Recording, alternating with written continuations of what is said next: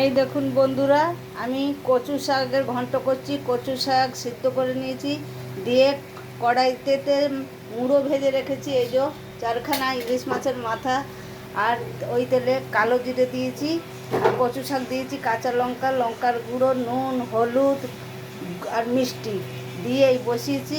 এই একে নাড়ছে দেখুন। আমি যে অনেক ঝাল দিয়েছি, ঝাল আমি খুব খাই। আপনারা যেমনি ঝাল খাবেন সেমনি দেবেন। আমি প্রচণ্ড ঝাল খাই। কচু শাকে ঝাল না হলে, কালকে ওলের ডাঁটা রান্না করেছিলাম চিংড়ি মাছ দিয়ে, তাতেও লঙ্কার গুঁড়ো দিয়ে করেছিলাম। ওলের ডাঁটা আর কাঁঠালে আঁটি দিয়ে চিংড়ি মাছ দিয়ে কাল করেছিলাম। আমি আর দেখাতে পারিনি, ভিডিও করে রেখেছি, আমি পরে ছাড়বো। কালকে আমার মেয়ে এসেছিলো বলে আমি ব্যস্ত ছিলাম বলে আর কিছু করতে পারিনি। দেখুন সব এরকম করে মিশিয়ে দিলাম কচু শাক। এতে কোনো মশলা না, খালি লঙ্কার গুঁড়ো, কাঁচা লঙ্কা, কালো জিরে, নুন, হলুদ, মিষ্টি দিয়ে এই যে নাড়বো। নেড়ে এই যে এইভাবে বসানো থাকবে 10-20 মিনিট, একদম শুকিয়ে যাবে।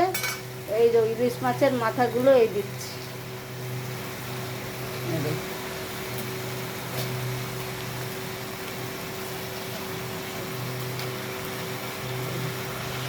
মাথাগুলো এর সঙ্গে মিশাও।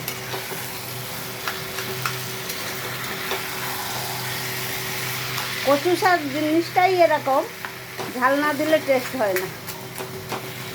অনেকে পেঁয়াজ রসুন দিয়ে করে, আমি পেঁয়াজ রসুন দিয়ে করি না, এইরকম করি। আর এক নিরামিষ করি, নারকেল দিয়ে, ছোলা দিয়ে।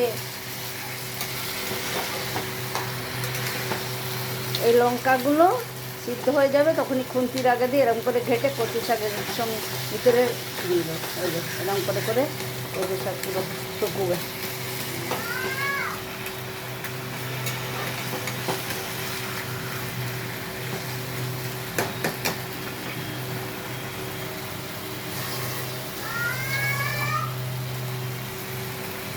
শুকু আপনাদের দেখাচ্ছি।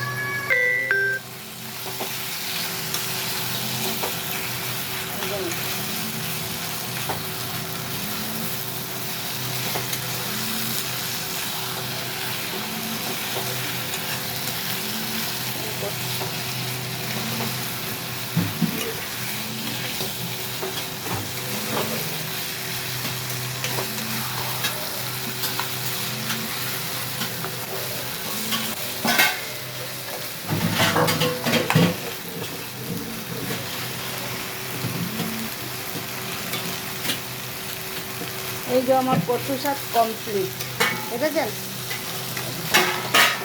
কি সুন্দর হয়েছে।